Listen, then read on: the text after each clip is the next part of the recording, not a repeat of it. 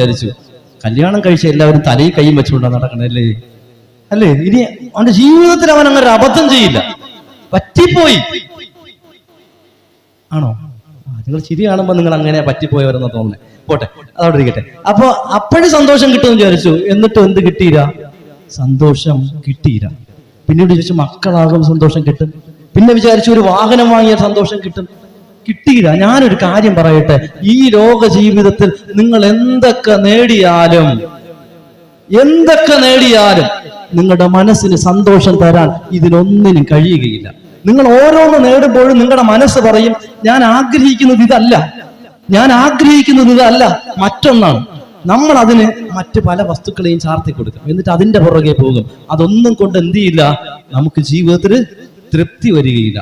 ഈ ലോകത്തിൽ രണ്ടേ രണ്ട് സുഖങ്ങളാണ് നിങ്ങൾക്ക് അനുഭവിക്കുവാൻ കഴിയുന്നത്. അത് മദ്യപിക്കുമ്പോൾ കിട്ടുന്ന സുഖമല്ല.